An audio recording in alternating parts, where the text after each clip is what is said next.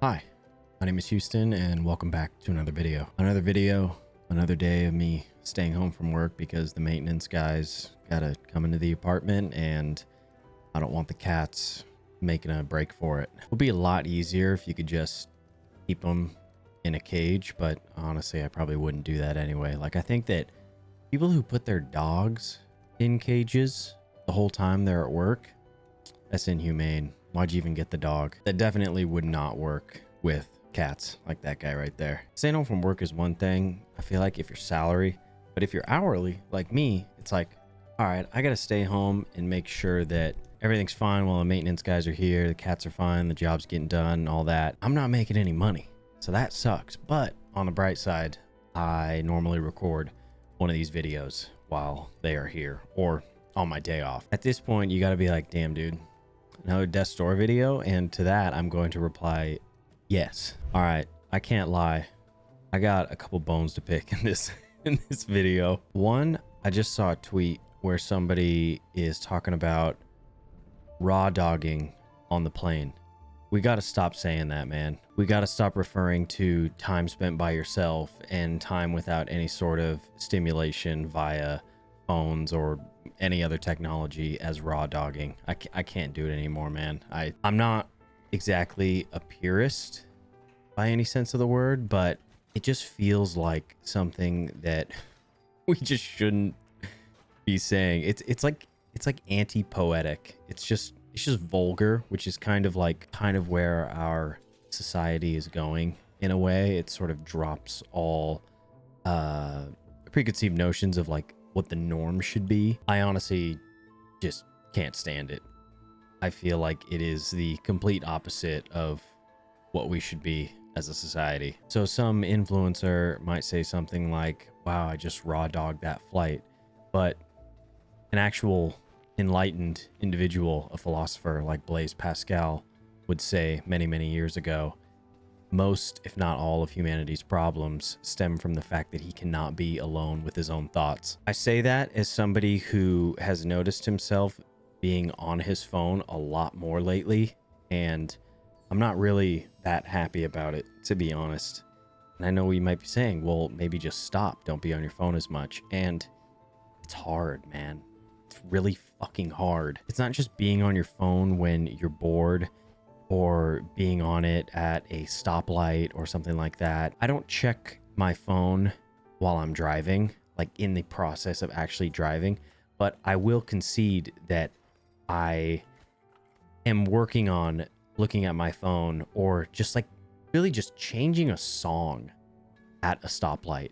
Because at the end of the day, I don't really need to change the song that bad. It's that compulsion to reach for your pocket, pull your phone out, or reach up. Like if you have something like I do where, you know, you're driving and your phone is like hooked to the vent right there. It's like, oh, well, stoplight. And I admit this is going to make me sound really bad right here, but like, oh, stoplight. And then automatically you reach for it. It's like, it's bad, man. It makes me want to do something as extreme as putting my phone in my trunk or something like that, because that is not the kind of person that I want to be. And I've just recently noticed it. So yeah, it's troubling. But I think noticing it, realizing that it's there, that the problem is present, that's the first step, right? Maybe you are like me and you have also noticed that in yourself. Well, we can work on this together. So in the spirit of not using the phrase raw dogging, I just want to say that I am working on being alone with my own thoughts. I feel like a lot of my attention problems personally have all stemmed from the fact that I fell off my meditation habit in the past year. I was so good about every day 10 to 15 minutes, and I've been trying to get back into it. It's one of those things where I'll do it a couple days at a time and then I'll stop for like a week and then a couple more days. And I just want to get to the point where I feel like I'm in more control of my mind, because I felt like that at one point, and I feel more at, or I feel like I'm at a higher baseline than I was many years ago, or even a couple years ago. But for me, it just seems like I am noticing this lack of attention in a lot of places where I know that I need to have more of that attention. I've been really good about noticing it, like when my girlfriend is talking to me, her starting to talk to me if I'm looking at my phone is like the cue or the trigger for me to put my phone down and to listen more intently. Moments like that I care way more about than, you know, okay, if we're both bored, we're just looking at our phones. Obviously, I mean, most people probably know what it's like to be sitting next to their partner on the couch and then you're both kind of looking at your phones, maybe like sharing some reels or TikToks or just memes, whatever. Most people know what that's like. And I think that that can be some form of bonding in a way, which is totally okay because it's both parties sort of consenting to, you know, showing each other funny videos. The whole phone and driving thing, though, I think that that's probably bad on like all fronts. It's hard for me to think of any good excuse to ever look at your phone while you are behind the wheel of a vehicle. It's insane to me too, because I literally saw some guy the other day. I'm sitting at a stoplight. I'm not looking at my phone. I'm just sitting there and some guy, you know, he's holding his steering wheel like this, right? And while he's holding the top of his steering wheel, he had his phone sideways and he was watching a video. Light turns green and he still just drives off and he's just watching a video, steering. And I'm like, okay, I'm not that bad, but if I ever get that bad, take me out back and put me down like a dog, because I think my brain is just cooked at that point. I look at that and I think to myself, kind of like what I did with drinking and getting sober. And I looked at the trajectory of my attention span. I was like, okay, if I keep being on my phone when I shouldn't be on my phone, what is the downstream effect of that? Like years and years down the line, am I just going to cook my brain to irreparable levels? I saw this tweet the other day that was something like, how can I get smart again after nuking my brain for the past 5 years on the internet? And while that is funny, I think that that's probably how a lot of people feel, even if they don't really know how to express it. Obviously, nuking your brain is a bit hyperbole, but I think that it wouldn't be too crazy to say that some of us have better attention than others. I mean, shout out to the people that just aren't online. I was on a run with my buddy the other day, and I'm like, dude, how does it feel to not be online, like at all? Like, we follow each other on Strava, and that's the only interactions I have with him. And I know he has an Instagram. He pretty much never posts on it. He's not on Twitter. He is not on Reddit. He's just existing. And he was like, yeah, you know, I feel bad sometimes because a lot of time I don't really know what's going on with the news right away, but I always kind of figure it out eventually. That middle ground is probably where most of us should exist, because, oh, that's an enemy. We're just not meant to know everything all the time right when it's happening. And I know a lot of like tech bros, they talk about the fact that, dude, just unplug, man. Just, you know, just don't read the news, which is kind of a privileged take if you're so rich, so affluent, and kind of self-reliant in a way where your money can basically buy your solitude and you don't really have to pay any consequences for it. Then yeah, you don't really have to read the news. You don't have to pay attention to any of that stuff. But most people, they kind of want to be up to date. You know, they might want to know if World War III is about to happen, or obviously that's an extreme case, or maybe they want to know if stock market isn't really doing that well, or if a recession's about to hit. Totally understandable. I feel like maybe delaying your knowledge of those things is probably the best. And I say all this stuff, again, like with everything I say on here, where I'm kind of talking to myself too. So I'm not preaching. I'm not saying that I got all this stuff figured out. So yeah, you guys are behind me. Basically, you're falling behind. You're just not as smart as me. Your attention's not as good as mine. No, I am working on this too. It's tough though, man. It's a long road. It feels like it was so much easier to hurt our brains than it will be to repair them. or our attention. You know, they say it's a lot easier to destroy something than it is to build it up. It's a lot easier to destroy civilization than it is to build a new functioning one. But something along those lines, like with civilization, that I've been also thinking about is how a lot of people have talked about LED headlights and how bright they are, and like we need to criminalize them. I agree that a lot of headlights are just way too bright. But I have also noticed that there are a fair amount of people that are just driving around with their high beams on, with their brights on. And I think that that is a telltale sign of the fact that so many people they just don't give a fuck. Like they're like, oh, well, other people are doing it. Other people got bright headlights. I mean, if I'm blind, I'm going to make them blind. I don't care. So while the headlights, I think, are a big deal because you're driving a car and you don't want people to be blind, it reminds me of shopping cart theory, which is basically like returning the shopping cart is a litmus test for like self-governance, civic duty, and how people that don't do it are basically like animals.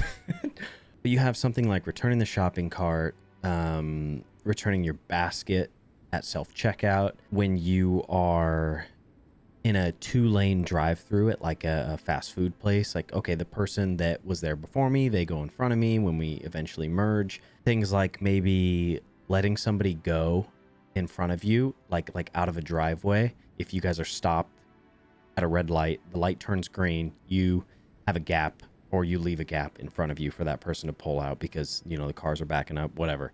I think stuff like that, they're all unwritten rules that we kind of agree upon as society. We're like, yeah, that's the right thing to do. Like, I'm being a good member of society by adhering to this unwritten rule. I understand this is confirmation bias in a way because I'm so attuned to this stuff that I see it all the time, or I notice it everywhere. But I gotta say, dude, as somebody who has a lot of faith in society and believes that people are inherently good, sometimes it feels like people aren't really that good.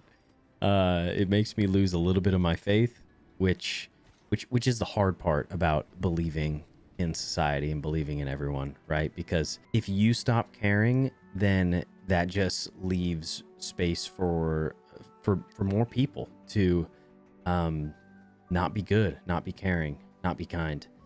And I feel that it's like each person's civic duty to uphold those unspoken rules, those unspoken laws. I just can't give up on people, dude. I gotta believe that no matter how many times I deal with assholes, that, well, there's still good people out there. Everything's fine. It's all good, man. But speaking of returning your basket after you're done, I do need to run to the store to see if they restocked the eggs, because I went there this morning after the gym and just no eggs on the shelf.